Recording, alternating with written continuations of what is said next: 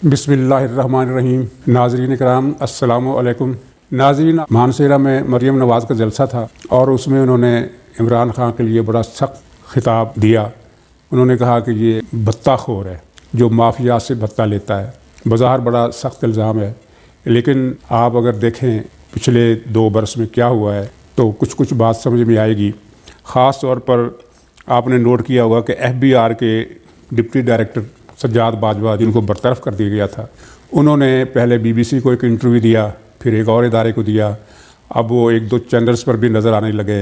ये बात बड़ी माने-खेज़ है कि वो सरगर्म हो गए हैं। हमारी एक आदत है कि हर वाक़े के पीछे एक साज़िशी थ्योरी हम ढूंढ लेते हैं, लेकिन हमारा तजर्बा ये बताता है कि जब भी कोई आदमी मुतहर्रिक होता है तो उसके पीछे किसी न किसी की थपकी ज़रूर होती है, चाहे वो आदमी सच बोल रहा हो, जो झूठ बोल रहा हो। लेकिन सज्जाद बाजवा ने जो कुछ कहा है उस पर झूठ का गुमान इसलिए नहीं हो सकता कि वो बातें तो पहले भी सामने आ चुकी थी। सज्जाद बाजवा ने जो ख़ास बात की है वो ये है कि वज़ीर-ए-आज़म ने और उनके साथियों ने एक मिली भगत और तयशुदा मनसूबे के तहत शुगर माफिया को 400 अरब रुपए का फ़ायदा पहुँचाया। और उन्होंने ये भी कहा कि ये शुगर का जब बहरान पैदा हुआ चीनी का, तो एक जो शुगर कमीशन बनाया गया था वो एक महज ड्रामा था और उसका मकसद कीमतें नीचे लाना नहीं था। हालात की जो गवाही है वो यही है कि उस कमीशन के बाद चीनी की कीमत कम नहीं हुई बल्कि ज़्यादा हुई। 100 रुपये से बड़ी 105 रुपये हो गई, 110 रुपये हो गई। और यहाँ तक कि चीनी जो दरामद की गई, और उस वक्त कहा गया था कि दरामद होने के बाद चीनी के रेट नीचे आएंगे, वो रेट फिर भी नीचे नहीं आए। तो इसका मतलब यह है कि जो सज्जाद बाजवा कह रहे हैं उसके पीछे सच्चाई है। और सज्जाद बाजवा से बहुत पहले ये बात सामने आ चुकी थी कि शुगर मिल मालकान को 400 अरब रुपए का फ़ायदा पहुँचाया गया है। दूसरा जो इंकशाफ उन्होंने किया वो भी पहले अखबारों में आ चुका है, लेकिन सज्जाद बाजवा के बाद उस पर ये तस्दीक हो गई उस बात की कि अफ़गानिस्तान को जो चीनी एक्सपोर्ट की गई थी वो भी एक ड्रामा था। अफ़गानिस्तान में चीनी गई ही नहीं है, ये सिर्फ कागजात पर लिखा गया कि चीनी एक्सपोर्ट हुई है। एक्सपोर्ट के नाम पर शुगर मिल मालकान को सब्सिडी दी गई, वो भी एक ड्रामा था।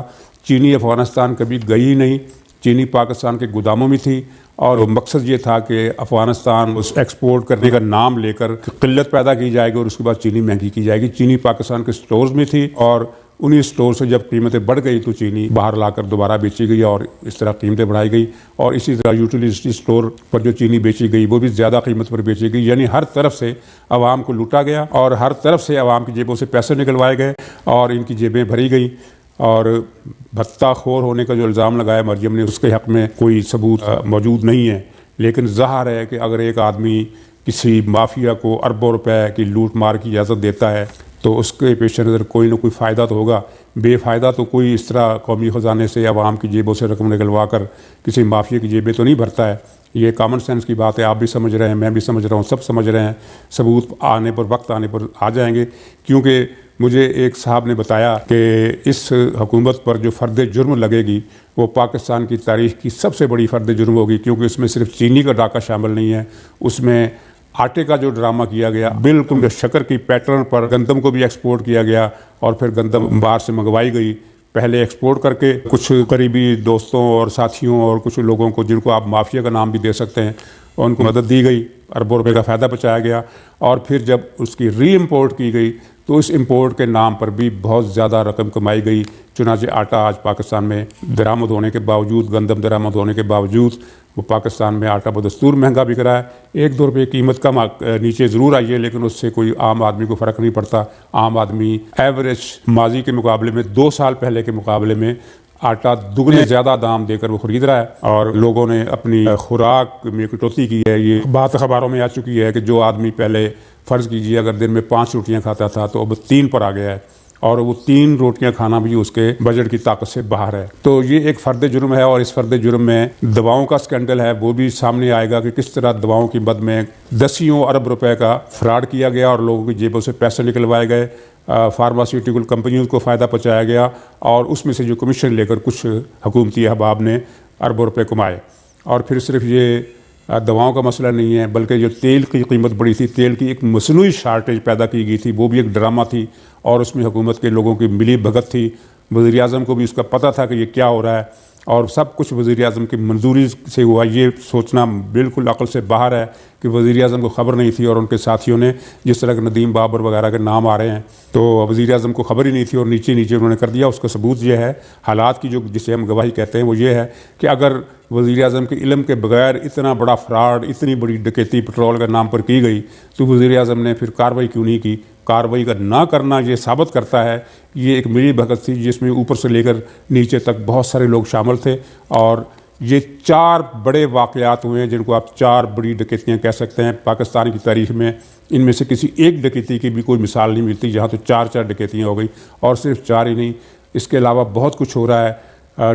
ठेके दिए जा रहे हैं करीबी कंपनियों को, भर्तियाँ की जा रही हैं और कमेटियाँ ऐसी बन रही हैं जिनके जो पैसा कमा रही हैं, लूट मार कर रही हैं। और एक स्कैंडल अनकरीब सामने आने वाला है, ये जो लाहौर में एक नया शहर बन रहा है, इसके पीछे क्या मकसद है? इसमें भी अरबों रुपए की लूट मार और धोखाधड़ी और फ्रॉड का किस्सा आम है। और लगता नहीं है कि ये शहर बनेगा, क्योंकि शहर बनाने का इरादा नहीं है, इरादा कुछ और है। और वो लोगों की ज़मीन पर कब्ज़े करके कुछ कब्ज़ा ग्रुपों को, कुछ ये जो बिल्डर्स माफिया है या ये जो प्रॉपर्टी किंग हैं, उनको ये ज़मीनें दी जाएंगी और अरबों रुपए का हेर फेर होगा। अरबों इसकी जेब में जाएंगे, अरबों इनकी जेब में जाएंगे। तो ये सूरत हाल है माशी मैदान में, जो एक बहुत बड़ा एडवेंचर चल रहा है, जिसको डकैती एडवेंचर कहना चाहिए। ये इसकी कहानियाँ जल्द पूरी तफसील के साथ सामने आएंगी। इसके बारे में मज़ीद तफसीलात में किसी अगले प्रोग्राम में बताऊँगा।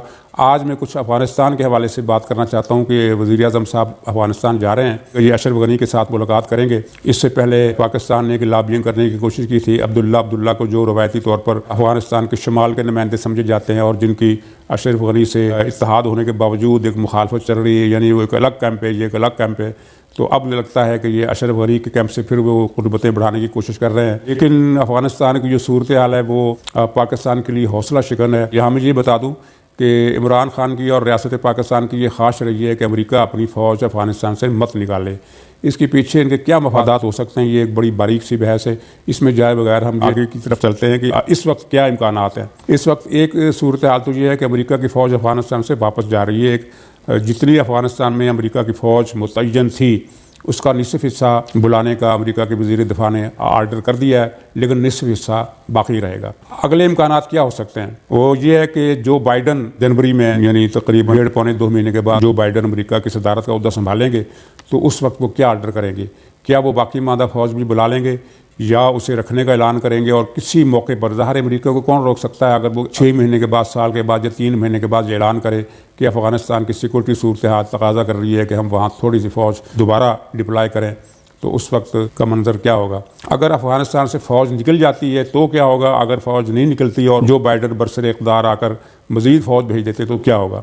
अगर फ़ौज चली जाती है तो वो खाना जंगी जो इस वक्त एक तरह से लिमिटेड हम कह सकते हैं, वो अनलिमिटेड हो जाएगी और उसमें बहुत सारे धड़े कूद पड़ेंगे। क्योंकि इस वक्त सूरत हाल ये है कि एक तरफ तो अफ़गान गवर्नमेंट है जिसका मुल्क के तकरीबन 35 से 40% रकबे पर कंट्रोल है। दूसरा बड़ा फरीक तालिबान है जिनके पास 20 से लेकर 25 तक या 26% तक रकबा उनके हाथ में है। और बाकी जो रकबा बचता है 35% के लगभग, वो किसी फरीक के पास नहीं है। ना उस पर अफ़गान गवर्नमेंट का कंट्रोल है, ना उन पर तालिबान का कंट्रोल है। वो कंटेस्टेड एरियाज़ हैं, या उनमें लड़ाई हो रही है, या फिर वो ऐसे सहराओं पर मुश्तमिल है जहाँ ना तालिबान की कुछ चौकी है, ना वहाँ काबुल गवर्नमेंट की कुछ चौकी है। इसमें ख़ास तौर पर ईरान और पाकिस्तान की सरहद से जो मुल्का इलाके हैं, जनूबी अफ़गानिस्तान के और मगरबी अफ़गानिस्तान में, उनमें 2 बड़े सहरा हैं। तो इन सहराओं पर किसी का कंट्रोल नहीं है और वहाँ कोई ख़ास लड़ाई भी नहीं चल रही है। लड़ाई चल रही है पहाड़ी और मैदानी इलाकों में, और उनकी मैंने आपको तकसीम बता दी है कि उनमें से 35% से कुछ ज़्यादा रकबा, लगभग 40% कह लें, वो अफ़गान गवर्नमेंट के पास है और 20 से लेकर 25% तक या थोड़ा सा ऊपर नीचे तालिबान के पास है। तो ये लड़ाई फैल जाएगी। और इसमें एक अहम पहलू हमें ये जहन में रखना चाहिए कि तालिबान के पास इस वक्त ताकत बहुत ज़्यादा है, लेकिन इतनी नहीं कि वो काबुल फतह कर सके। और दूसरी बात यह है कि उनके पास असला ज़रूर है, लेकिन अवामी सपोर्ट की उनके पास कमी है। अमेरिका ने जब नया हमला किया था और तालिबान के ख़िलाफ़ और अलकायदा के ख़िलाफ़ एक बहुत बड़ी जंग बर्पा की थी, तो उस वक्त अवाम की एक खासी बड़ी तादाद, ख़ास तौर पर देहात में और पश्तून एरियाज़ में तालिबान की बहुत ज़्यादा हामी थी। लेकिन वक्त गुजरता गया और उसमें कई ज़्यादतियाँ सामने आईं, कई वाक़यात सामने आए जिनकी तफसील का ये मौका नहीं। उनकी बिना पर अफ़गानिस्तान के देहात में तालिबान की सपोर्ट बहुत कम हो गई है। और शहरों में तो उनकी सपोर्ट पहले ही बहुत कम थी, क्योंकि शहरों में लिबरल, सेकुलर, कौम परस्त, यहाँ तक कि जो मजहबी तबकात है वो भी तालिबान की सपोर्ट नहीं करते। तो ये एक अजीबो-गरीब किस्म की शक्ल इख्तियार करने वाली है जो मौजूदा खाना जंगी चल रही है। तो इसकी नई शक्लों में पाकिस्तान के लिए पेचीदगियाँ पैदा हो सकती हैं। अगर अफ़गानिस्तान से अमेरिका अपनी फ़ौज नहीं निकालता और मज़ीद फ़ौज डिप्लॉय कर देता है तो तालिबान के हमले तो जारी रहेंगे और पाकिस्तान पर यह दबाव आएगा कि चूँकि तालिबान के पाकिस्तान से ताल्लुकात हैं जो कि अब नहीं हैं, लेकिन अमेरिका पुरानी वो अपनी बांसुरी बजाएगा कि तालिबान को पाकिस्तान की सपोर्ट हासिल है, इसलिए वो इसे रोके और अफ़गानिस्तान में अमन का मौका पैदा होने में मदद करे। तो ज़ाहिर पाकिस्तान तालिबान को रोकने की पोजीशन में ज़्यादा नहीं है, तो पाकिस्तान पर दबाव आएगा और अफ़गानिस्तान के नाम पर जो हमारी मौजें लगी हुई थी वो मुझे ख़त्म होती हुई नज़र आती है। तो एक तरफ तो ये सूरत हाल है और दूसरी तरफ ये है कि अगर वहाँ कोई खला पैदा होता है तो उसे भारत पुर करेगा, चीन पुर करेगा, ईरान पुर करेगा, तुर्की पुर करेगा, क्योंकि हर एक की प्रॉक्सीज़ वहाँ हैं, हर एक की लॉबीज़ वहाँ हैं। अगर वहाँ किसी मुल्क की लॉबी नहीं है, किसी की प्रॉक्सी इस वक्त नहीं है, तो वो पाकिस्तान है। क्योंकि एक बदअज़मादी की फ़ज़ा जो पिछले कई अशरों से पाकिस्तान ने कलाबाजियाँ खा खा कर पैदा की है, उसका नतीजा ये है कि अफ़गानिस्तान में कोई भी धड़ा इस वक्त पाकिस्तान पर एतमाद करने के लिए तैयार नहीं है। तो इस वक्त हम यानी पाकिस्तान वाले अफ़गान पॉलिसी में टामक टोलियाँ मार रहे हैं, अंधेरे में टकरे मार रहे हैं, हमें कोई रास्ता सुझाई नहीं दे रहा। और इस रास्ता सुझाई ना देने की वजह हमारी वो पॉलिसियाँ हैं जो हमने 3 अशरों में रखी। कभी तालिबान को अपना कहा, कभी ये कहा कि तालिबान अच्छे होते हैं ना बुरे, वो सिर्फ तालिबान होते हैं, नो गुड नो बैड, सब तालिबान एक ही तरह के होते हैं। कभी कहा नहीं कुछ अच्छे होते हैं, कुछ हमारे होते हैं, कुछ बुरे होते हैं, हमारे नहीं होते।